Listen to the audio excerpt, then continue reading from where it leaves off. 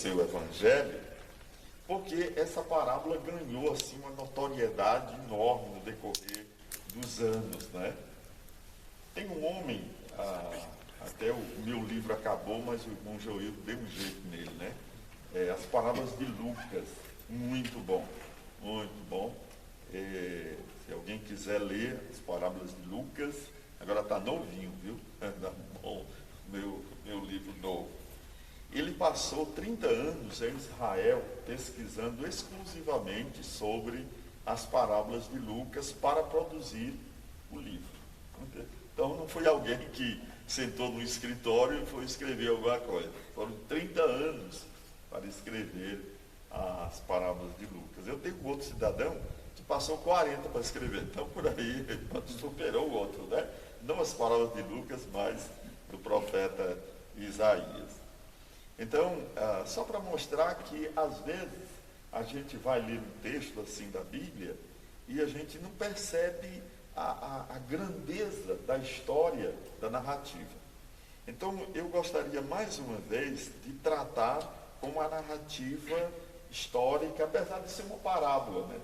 De ter um ensino desta parábola. Então, vamos dar só uma visão aqui do que aconteceu, para a gente aplicar a nossa realidade, aquilo da nossa necessidade. Como era comum em Israel, no primeiro século, havia aquelas roças, aquelas fazendinhas, aqueles lares, como tem aqui no nosso sertão nordestino. Esse filho mais moço, vou tentar colorir a história, o filho mais moço chega para o pai e diz assim: pai, eu quero a parte que me cabe da fazenda. Isso provavelmente é 25%.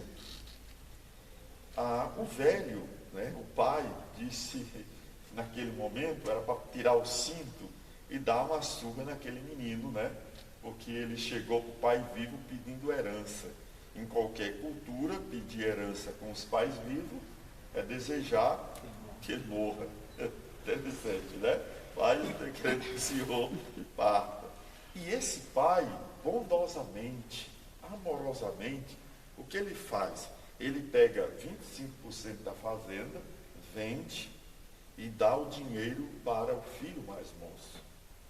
Esse rapaz coloca a parte do dinheiro, realmente não bota nem no banco para correr juros, e parte para um país distante. Eu vou farrear, eu vou levar a vida ao meu bel prazer. Vou curtir a vida, como diz na nossa sociedade hoje. E chegando naquele lugar, dinheiro que chega rápido, vai rápido também, né? A gente junta os amigos, porque quando temos dinheiro, a gente tem 1 milhão de amigos, como diz o cantor, né? Chegamos com os amigos, se dei bastante, mas quando o dinheiro acaba, também os amigos vão logo embora também, né? E foi o que aconteceu com esse jovem. E lá veio uma crise que não tinha emprego. Uma está às nossas portas, já chegou, né? Uma crise grande. Então veio uma crise e não tinha emprego. E esse rapaz, já sem dinheiro, foi cuidar de porcos. Dos porcos. E lá nesse cuidado dos porcos, a fome chegava e a fome era tão grande que ele desejava comer a comida dos porcos. Tamanha era a sua condição. Mas lá ele teve uma lucidez e ele caiu em si. Ele disse: olha, lá na casa do meu pai tem um bocado de trabalhadores, bastante, que tem pão com fartura e eu aqui estou morrendo de fome. Então eu vou embora para casa, eu vou voltar. Eu vou voltar. E o que ele faz? Ele volta.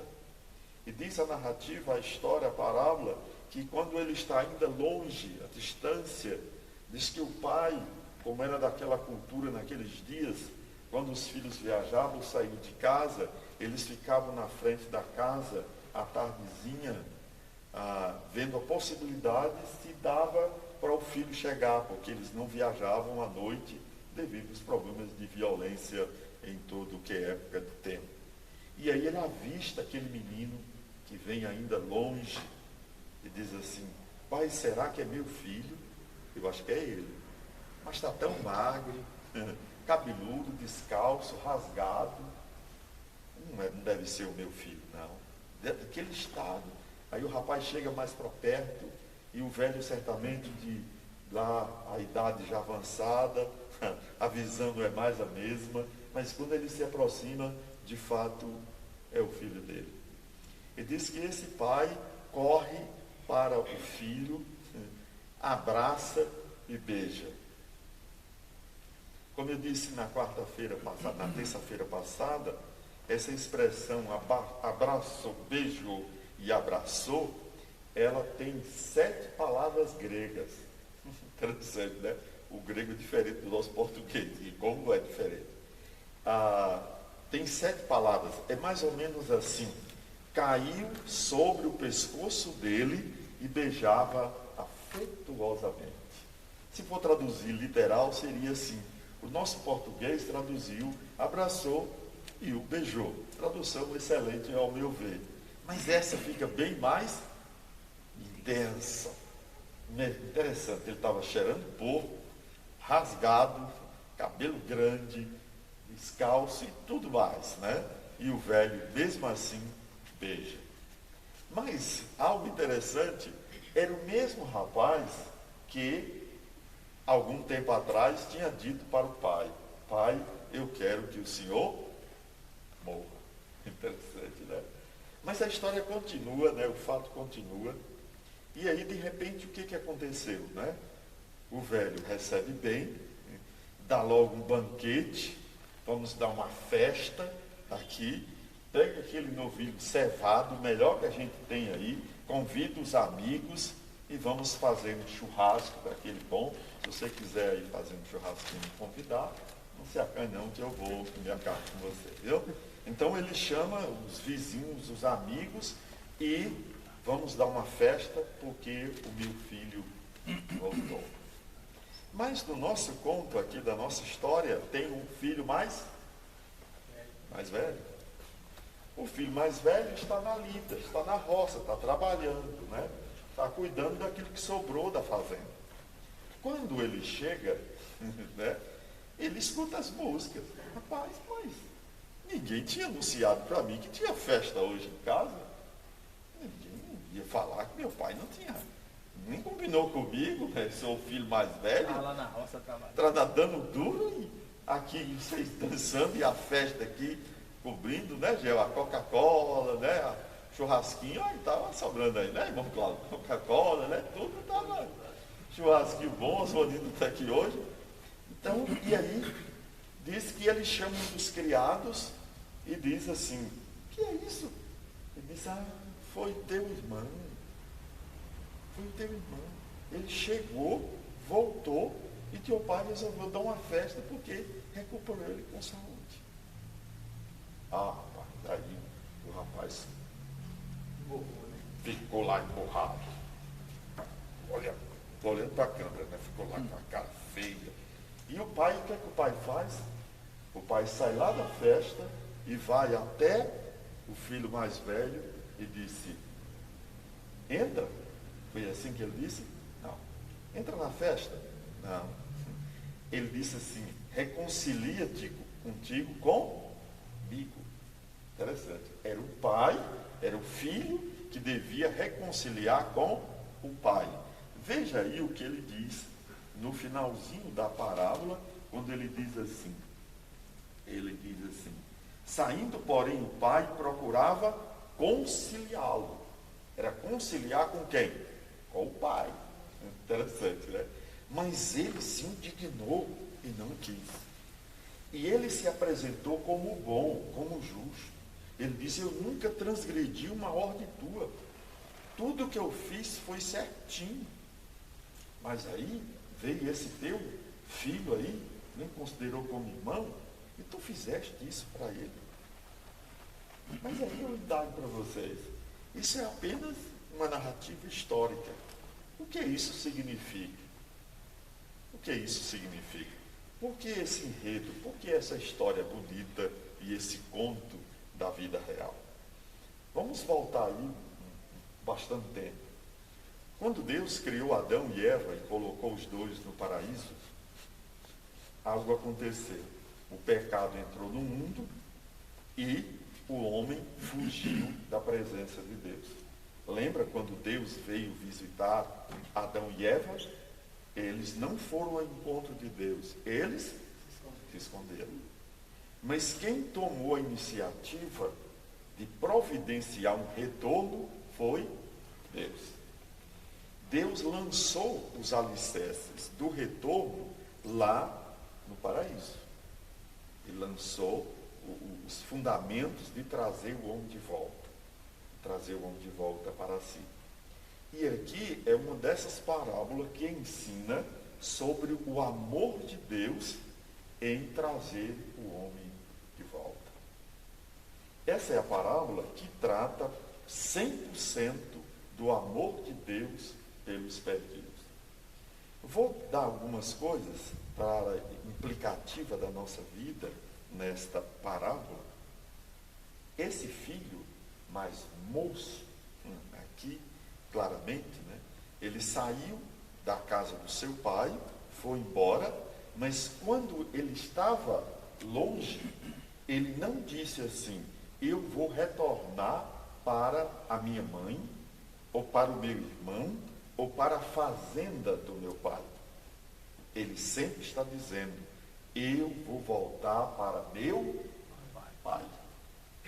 Então, lembre que Jesus está colocando isso, que de fato o que ele está dizendo é isso, é que Deus toma a iniciativa de reconciliar com o homem. Desde o início, Deus planejou isso, essa reconciliação. Lembra? Quando o filho ainda estava longe, distante, e o pai o avistou, quem saiu ao encontro do filho? Foi o pai. Então Deus, mediante Jesus Cristo, veio ao nosso encontro. Quando nós nos distanciamos, nos separamos, ficamos longe dele, Deus, na pessoa do seu Filho Jesus Cristo, toma a iniciativa de se reconciliar conosco, de vir até nós. Irmãos, essa é a melhor compreensão que a gente deve ter de Deus. Deus toma a iniciativa de reconciliar conosco, e não nós tomarmos uma iniciativa de ir até a Deus. Nós achamos que é nós que vamos até Deus. É Deus que vem a nós através do seu Filho, Jesus Cristo. E essa é a dádiva. Esse é o presente. Deus, mediante o seu Filho, Jesus Cristo, se apresenta a nós nos procurando. E aí é que entra essa parte fundamental da nossa vida, nesta parábola. Ele faz confissão do que ele de fato é, o pecador. Ele diz: eu pequei contra quem? Contra ti, né? E também contra os céus. Então, o homem pecou contra Deus, né? Nos voltamos contra Deus, mas é Deus que toma a iniciativa de vir atrás deste pecador que faz confissão. Essa é a magnífica história do amor de Deus por nós pecadores. Deus toma a iniciativa de buscar pecadores. Irmãos, Deus não tem nenhuma obrigação, nenhuma responsabilidade, mas Ele, amorosamente, bondosamente, Ele busca os pecadores por amor. E o que faz esse pai quando vê o filho num estado deplorável, mau, magro, numa situação difícil? Diz que ele corre para um homem naquela cultura de certa idade. Correr era deselegante, não fazia parte da etiqueta da época, mas mesmo assim o pai quebra a etiqueta, corre, cai no pescoço do filho e beija afetuosamente. Irmãos, é o retrato do amor de Deus por nós pecadores. Nós sujos, magros, fedendo o pecado mesmo, e Deus, o Pai, na pessoa do seu Filho Jesus Cristo, diz, corre, abraça e beija e diz assim, meus filhos, ou meu filho, de volta. Olha, irmãos, se o Samuel, meu filho de 17 anos, se ele chegasse pedindo herança, bem que não tem, né? Mas se ele pedisse herança, em qualquer cultura, era dar uma surra no garoto. Não era? Pegar o cinto, não era? E dar uma surra. Mas esse pai não faz. E quando ele retorna, ele ainda acolhe o filho dentro de casa. E diz, meu filho. Então, irmãos, isso é o retrato verdadeiro do amor de Deus por nós, que tomou a iniciativa em vir até nós. Lembra no jardim? Deus ficou procurando Adão, inclusive tem uma frase linda, onde estás? Adão, onde estás? Deus toma a iniciativa de procurar, planeja o retorno, e o retorno é Deus em busca de pecadores através do Senhor Jesus Cristo. Então, irmãos, qualquer evangelho que não pregue essa verdade de Deus, mediante Jesus Cristo, reconciliando os pecadores consigo, é um evangelho mentiroso. Por isso que eu disse no início que a maioria das igrejas devem fechar mesmo. E deve permanecer fechado, não deve nem abrir. Por quê? Porque prega o quê? É riqueza, é dinheiro, é ser bem sucedido, não é não? É viver vida longas, é ter uma saúde de ferro, é ter dinheiro para passear no mundo inteiro. Isso não é a pregação do Evangelho. A pregação do Evangelho é Deus reconciliando o homem consigo mesmo. Qualquer evangelho, qualquer mensagem diferente dessa é mentirosa. Irmãos, eu sei que aqui já estão alguns veteranos, né? Mas até os anos 80, certo? Os anos 80, você não via essa mensagem que a gente vê aí. Mudou muito a mensagem do Evangelho. Mudou bastante. Mudou. Eu lembro, quando eu me converti em 79, não tinha isso. Eu não via isso. O tempo passou, hoje você prega uma mensagem que não é de Deus reconciliando com o homem, mas é o homem sendo bem sucedido por causa de Deus. Essa é a mensagem do diabo. Literalmente a mensagem do diabo. Quer dizer que só nós hoje, 2.000 anos de cristianismo, nós hoje somos os mais bem-sucedidos, aqueles que ganham dinheiro, que ficam ricos, que fazem isso, que são abençoados. Quer dizer que todos os séculos passados, os crentes eram pobres, pregavam o evangelho, tinham uma vida difícil, e nós hoje somos os benditos, os mais abençoados. O que aconteceu, irmão, foi que nós deturpamos a mensagem do evangelho por outra. E essa mensagem do filho pródigo é isso. É Deus reconciliando o homem consigo mesmo. É Deus tomando a iniciativa. É Deus vindo aqui até o homem. Irmãos, e claramente esse rapaz, na figura que ele reconciliou com o seu pai, ele sempre está falando, não a casa dele, não a roça dele, não a mãe, não os irmãos, mas voltar para o pai. Então a necessidade do homem que caiu lá no jardim não é outra a não ser tão somente voltar para Deus. A grande necessidade da humanidade não é da humanidade ser bem sucedida. A grande necessidade da humanidade é um retorno a Deus. É um retorno a Deus. Irmãos, vamos só analisar no contexto da nossa vida. Por exemplo, se você faz uma pesquisa dos anos 50, 60 e 70, as pessoas eram muito mais felizes do que nós hoje. Está aí a estatística para dizer. Quer dizer, o que houve? Se nós temos tudo, é porque havia um conceito de Deus como Pai e como juiz. Hoje não temos um conceito de um homem que tem uma vida com Deus. Por isso, o estrago, a tristeza, a morte, o choro e as lágrimas dentro da Deus. Essa é a maior necessidade. A nossa necessidade não é que esse vírus venha passar.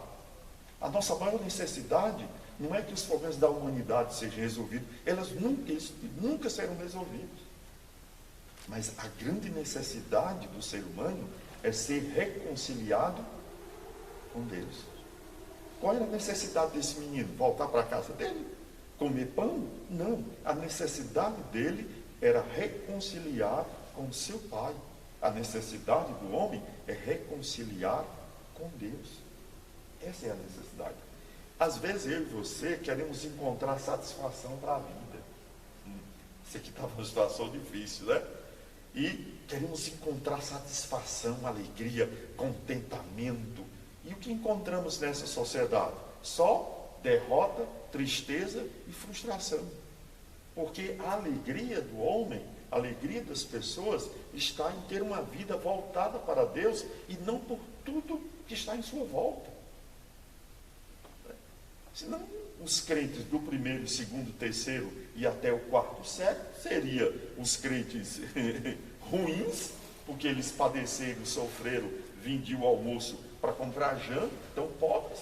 E a narrativa diz que eles eram mais corajosos e mais firmes do que nós, porque eles tinham uma vida mais voltada para Deus. Essa é a nossa grande necessidade. Às vezes as pessoas dizem assim, quando eu arrumar aquele emprego, aí sim, aí eu vou estar bem. Quando eu passar naquele concurso público, quando eu comprar aquele carro, quando eu comprar aquela casa, quando eu fizer uma viagem, aí eu vou ter realização. Não. Nós teremos felicidade e alegria, como diz aqui, é quando nós nos encontramos com Deus. Nisso está a nossa felicidade. Nisso está a nossa alegria. A festa foi por causa de uma reconciliação. O banquete foi por causa de uma reconciliação. Então, irmãos, lembre disso. Essa parábola foca o amor de Deus pelos homens. Tão somente.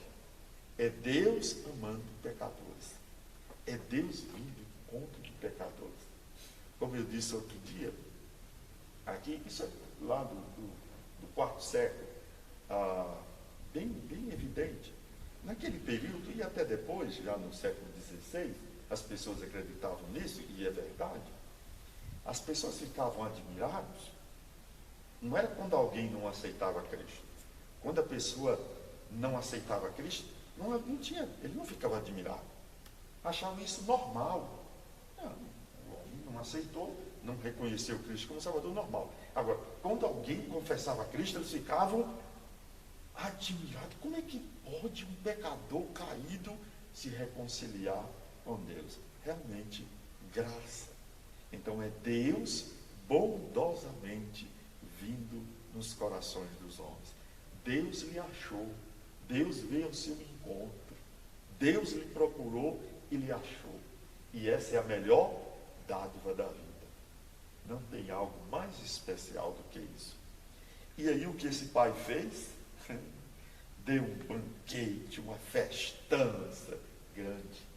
Lembra que toda parte da parábola diz que há festa. Na ovelha perdida, o que aconteceu? Houve festa. Diz também, na dracma perdida, festa. Aqui também houve festa.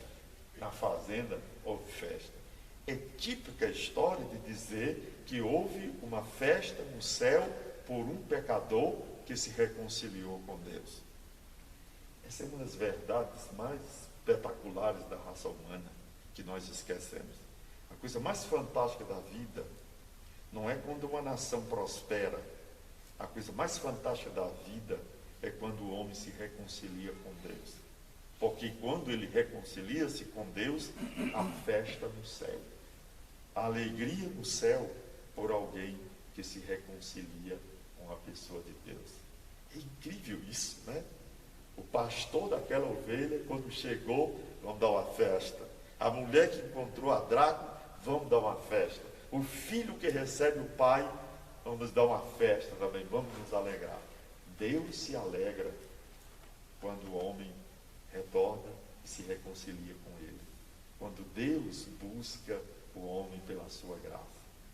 Essa é a maravilha da vida, né? E que dá sentido para a sua vida e para a minha vida. A nossa felicidade está nisso. A nossa tristeza está em procurar outra coisa para encher as nossas vidas. Só achamos frustrações e derrotas. Então, ensinado isso, existe uma alegria no céu, porque o pecador se reconciliou com Deus e o Pai o recebeu de braços abertos. Eu acho essa expressão interessante, né? Aquele velho correr em direção ao filho, abraçar, beijar afetuosamente e depois dar um banquete.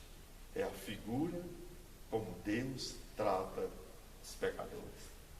Que amor, que Deus de amor, né? Eu não mereço isso. Tu não mereces isso. Mas Deus faz isso por amor. Tão somente para mostrar a sua misericórdia e a sua bondade. E porque Ele fez um projeto de nos trazer de volta. Mas aí tem a última parte. Tem um filho mais velho. Eu sou o filho mais velho de dois, viu? Dois filhos, né? Eu sou o mais velho. Meus pais já partiram, né? Então quer dizer que eu estava na roça, né, Lina? Estava na roça. Estava na roça. Então, quando o rapaz mais velho chega, tem uma festa. Esse rapaz escuta aquele som de festa, o cheiro da comida e tudo mais. E aí eles chamam os criados. Diz, que é isso? Que história é essa? Tem uma festa aqui marcada para hoje.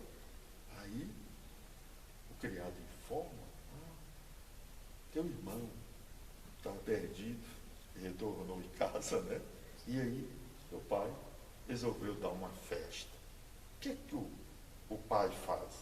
O menino fica lá fora, o filho mais velho, e o pai sai lá de dentro da casa, do seu lugar, e vai em direção do filho mais velho. Diz assim, filho, entra, reconcilia-te comigo e entra na festa.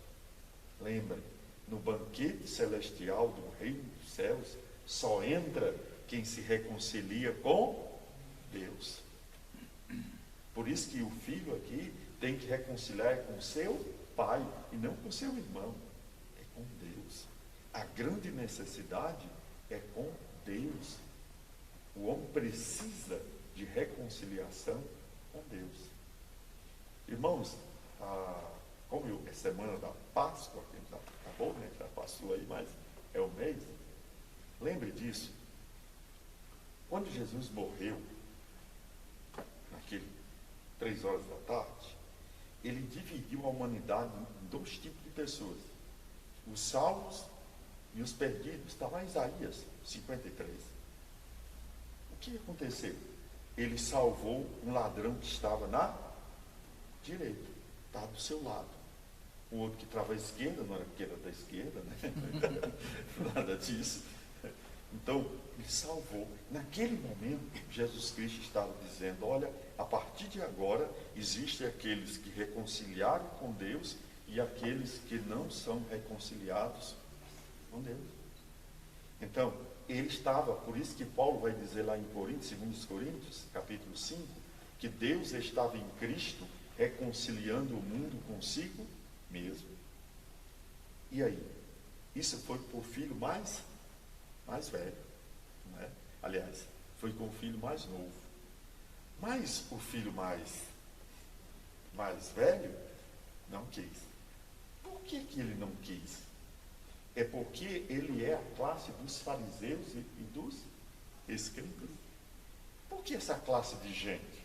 Essa classe de gente, naqueles dias da comunidade de Israel, achavam que mereciam o reino dos céus. Eu mereço. Naqueles dias, lá em Israel, como eu disse na terça-feira passada, o que a gente observa lá naqueles dias?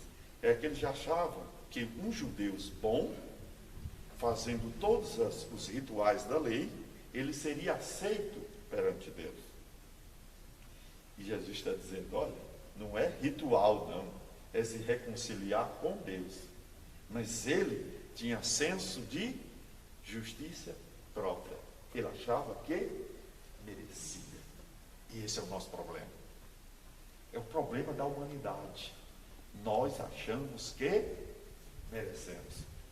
Irmãos, dentro de nós, você, pastor Ato, nós somos seres ruins, terríveis. Alguém mandou algo para mim essa semana, aliás, semana passada, até alguns dias, dizendo assim: eu acho que nós vamos sair dessa pandemia melhor. Eu devolvi dizendo que não. Não vamos sair melhor. E aí descobrimos recentemente que o que mais vendeu no Brasil, nesses últimos dias de pandemia no Brasil, foi canal de televisão pornográfico. O que é que as pessoas estão vendo? O lixo da pornografia, que toma conta do mundo inteiro. É incrível. Por quê? Porque o homem acha que merece, ele acha que é bom, ele acha que ele pode levar a vida como ele bem entende. Todos nós, lá no nosso interior, da nossa alma, da nossa vida, nós achamos que por algum motivo nós merecemos o céu. Eu mereço é o inferno. Tu mereces o inferno também. Mas Deus graciosamente, por meio da sua graça, nos achou. Mesmo Deus tendo nos achado e nos salvado, nos perdoado, tu continua ruim e eu também. Você acha que você é bom? Nós não somos bons, não. Nós somos salvos pela graça, verdadeiramente salvos pela graça. Mas nós não somos bons. Nós podemos ter até atos de bondade. Fazemos coisas boas para as pessoas. Mas você, de vez em quando, e eu também, temos um lixo na cabeça. Meu Deus, por que eu pensei nisso? Isso mostra que nós somos. Apesar de reconciliados, apesar de salvos, nós às vezes achamos que temos algum mérito, alguma bondade em nós. E não temos. Não há mérito. Não há nada disso. Se você faz a vida inteira trabalhando para ganhar o reino dos céus, quanto mais você faz, mais distante do céu você se torna. Porque não é por mérito, é por uma reconciliação com Deus amoroso. E posso dizer para você, quanto mais você se aproxima de Deus, desse Deus que nos reconciliou com Ele, mais você vai ver que você é um pecador. E quanto mais você se aproxima e chega perto, aí você vai sentir mesmo que é pecador. Eu lhe garanto isso. Lhe garanto que quanto mais você se aproxima de Deus, mais você vai reconhecer quem tu és perante Deus. Mas isso está a maravilha da vida. Você encontra um Deus amoroso, misericordioso, gracioso, que quer o nosso bem. Por isso Ele veio até nós na pessoa do seu Filho Jesus Cristo. Nunca pense nos seus méritos. Nunca pense que você possa fazer alguma coisa, dar alguma contribuição. Vamos ilustrar com a querida irmã Dulce. Não teve alguém nessa Bahia que fez o que ela fez? Foi maravilhosa. Eu acho que ninguém na Bahia fez como aquela senhora pequena, doente, fez algo extraordinário. Ela não merecia isso que fizeram com ela. Tornar ela santa, se ela estivesse viva, com certeza ela não queria isso. Ela não tinha isso. Mas tudo que ela fez não tem nem mérito da salvação para ela. Podemos ajudar as pessoas, fazer o bem para as pessoas como ela fez, porque os méritos é tão somente pela graça de Deus. Eu espero que Deus tenha tido piedade da alma da irmã Dulce, que partiu para a eternidade já há alguns anos. Mas não tem méritos. E nós sempre temos esse velho ato de achar que nós merecemos. Lembra de Paulo? A última ilustração desse texto. Lembra de Paulo? Quantos anos ele estava? Talvez 70 e poucos anos, 75. Não sabemos bem a idade dele. Mas era por aí. Ele escrevendo Timóteo, como é que ele diz perto da morte? Ele diz que ele é o quê? Principal. O principal dos pecadores. Interessante, né?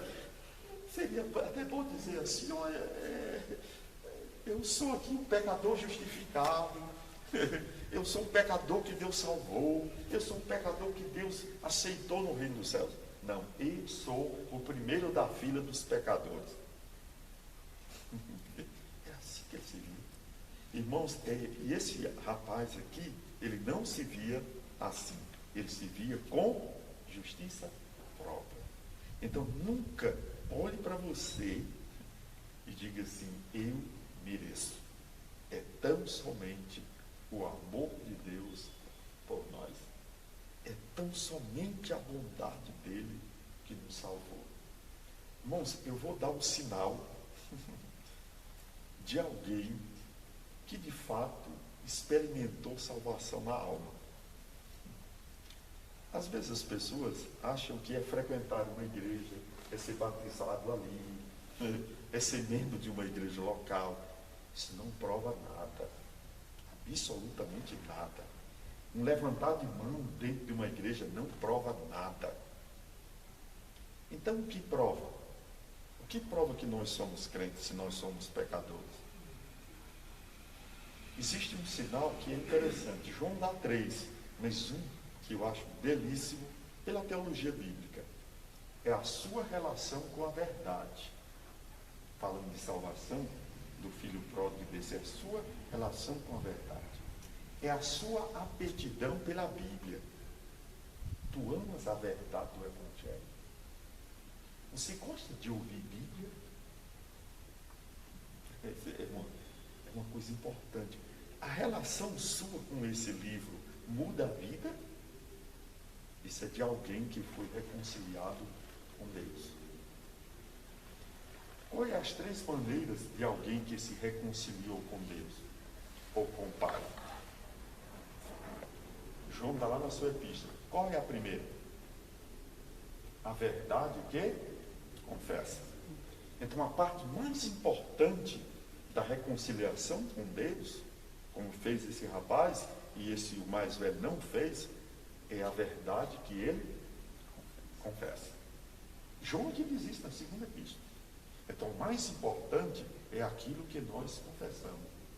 Por isso que eu digo, a maioria das igrejas deveriam permanecer fechadas. Está sendo gravado. Deveria mesmo. Por quê? Vende o Evangelho. Vende o Evangelho. Não pode. Deveria permanecer fechado. O governo deveria fechar esse tipo mesmo, né? É igual o comércio, né? Verdade. E a segunda, que nós devemos observar para nós mesmos como reconciliação. A segunda é essa, bem simples. Bem simples. Se essa é a verdade fundamental, que é importante, a verdade que eu confesso, a segunda é a minha relação com essa verdade que eu confesso. Então, se eu confesso essa verdade e eu tenho um relacionamento com ela de obediência e de vida, é porque de fato ela chegou para mim. É porque eu reconciliei com Deus. Fez igual esse rapaz aqui. E a terceira, que João lista, que prova que alguém reconciliou-se com Deus? É uma coisa difícil. Amar os irmãos. Irmãos, essa é uma coisa fundamental. Se eu olho para o rosto de vocês, do Irã, do irmão Zé Brito, do Marcelinho, do doutor Fabrício, de qualquer pessoa que está aqui ou da igreja, e eu não tenho afeição, é porque eu preciso de reconciliação com o Pai, para ter afeição às pessoas. O que determina a nossa afeição para com as pessoas é o nosso relacionamento com a pessoa de Deus. Essa é a grande carência dos homens. É a grande carência das mulheres. É o que mais nós precisamos. E nós continuamos insistindo que achamos que é os nossos méritos. Não. É Deus graciosamente vindo até nós na pessoa do Filho, nos reconciliando com Ele e colocando num círculo familiar. Isso baseado numa verdade, a verdade da cruz, que veremos domingo de manhã, e a nossa relação com essa verdade, e a terceira, a nossa afeição com as pessoas. Está sendo registrado isso para todo mundo.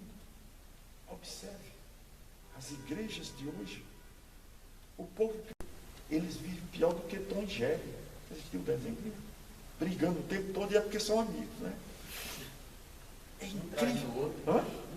Outro traindo o outro, falando mal. É horrível isso. Isso não tem nada a ver com a igreja do Senhor Jesus Cristo. Esse povo não é reconciliado com Deus, não. Uma reconciliação com o Pai foi o que fez o filho mais novo. O filho mais velho que se justificava, não se reconciliou. Eu resisto mais nesse nosso contexto aqui, aplicando isso na nossa realidade. Veja o que acontece. Irmãos, a nossa realidade de igreja. Hoje, a maioria dos templos das igrejas estão fechados. No Brasil e em outras partes do mundo. Fechados. Bater as portas. Por quê? Porque com medo de morrer, eu já morri. Eu já fui até sepultado. E também até ressuscitei já. Então, diz Paulo lá em Colossenses. Então, por que isso? Porque hoje nós precisamos de maior relacionamento com a pessoa de Deus. Nós precisamos conhecer quem é Deus. Precisamos conhecer quem é Deus. Diz lá em Colossenses, né? Então nós precisamos ter mais compreensão das verdades de Deus. Morreu e até ressuscitou já, né? Claro, estamos em Cristo Jesus. Essa é a nossa segurança, é a nossa certeza. Houve uma reconciliação. Deus veio até nós, sem nenhum mérito de nossa parte. Somente Ele que veio até nós, nos tornou seus filhos, herdeiros das suas promessas. E é isso que nós precisamos. Eu nunca encontrei algo tão difícil na vida do que você tentar reconciliar pessoas que vivem em pé de guerra. É difícil. Mas as pessoas que estão com atritos, elas não estão necessitadas, não é de uma reconciliação entre elas, não.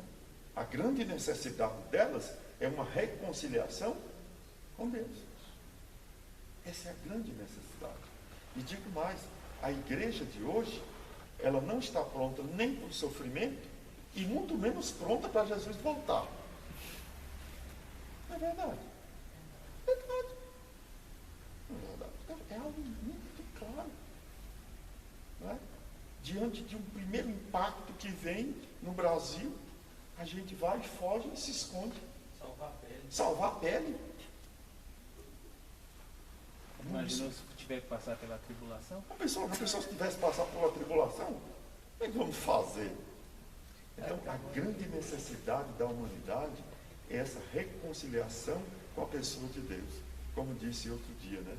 Eu saí para visitar umas pessoas por aí, e aí as velhinhas distantes de mim, né?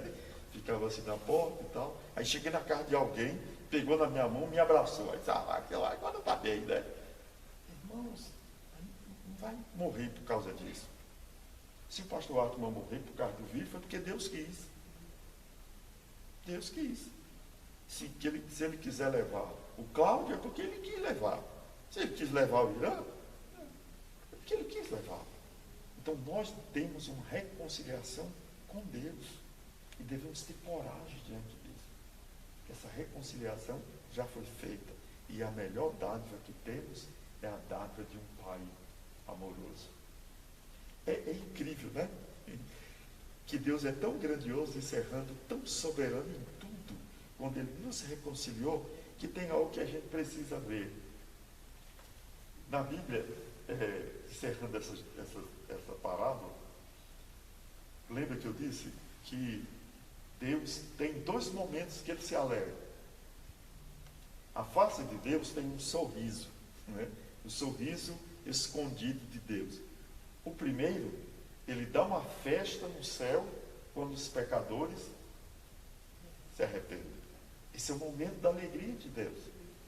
O homem reconciliando consigo mesmo mediante o Senhor Jesus Cristo. E o segundo motivo de alegria é quando a gente morre. Está lá em Provérbios, né? Em Salmo, obrigado. Em Salmo, que fala o quê?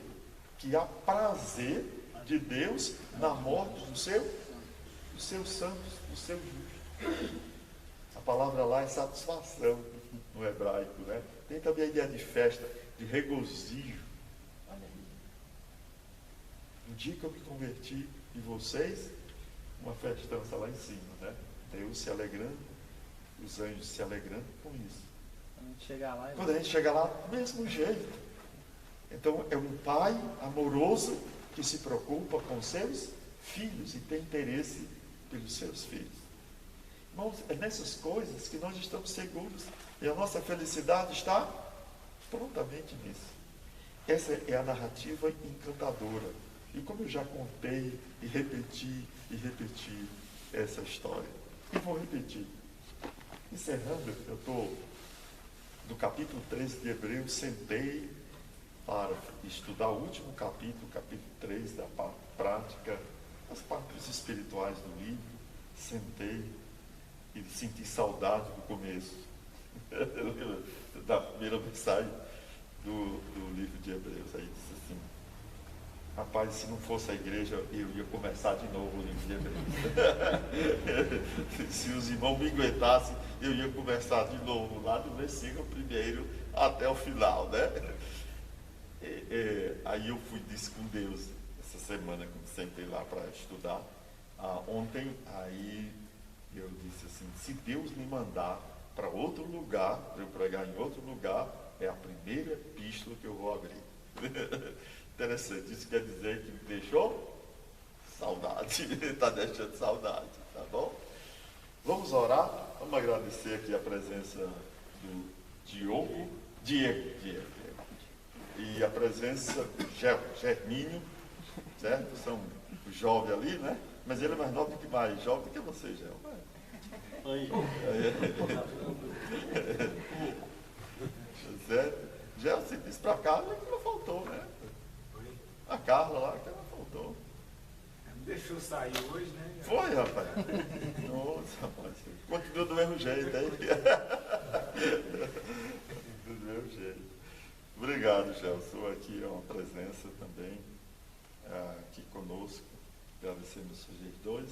Nós estamos estudando as parábolas de Lucas. Já vamos para o capítulo 16, a parábola do administrador infiel. Interessante, né? Vamos falar de administração, não de dinheiro, né? Mas da vida, né? Mas o dinheiro vai ficar curto, viu? Então vamos apertar o cinto. Tá bom? Vamos orar. E assim a gente encerra. Ó Deus, muito obrigado, porque nós, lá no jardim, a semelhança de Adão, fugimos e nos escondemos. Mas tu fez um projeto glorioso. E esse projeto foi de trazer o homem de volta, mediante o teu Filho Jesus Cristo. Ó Deus, obrigado, porque na parábola da ovelha perdida, o pastor foi atrás. Assim, Senhor, tu busca os pecadores. Obrigado, ó Deus, porque a mulher perdeu a sua moeda, mas ela foi atrás até encontrar. É assim a tua procedência para com os perdidos. Obrigado, ó Deus, porque este filho que saiu do círculo do Pai, foi para longe, viveu por muito tempo, e quando caiu em si, retornou. Ó Deus grande e maravilhoso, o Pai saiu ao encontro do Filho. É dessa maneira, ó Deus, a tua atitude para conosco, pecadores. Ó Deus, muito obrigado pela iniciativa que tu tomaste para conosco.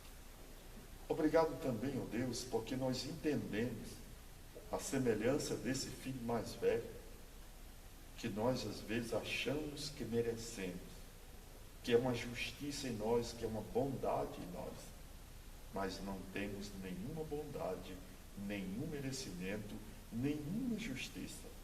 É tão somente a tua graça.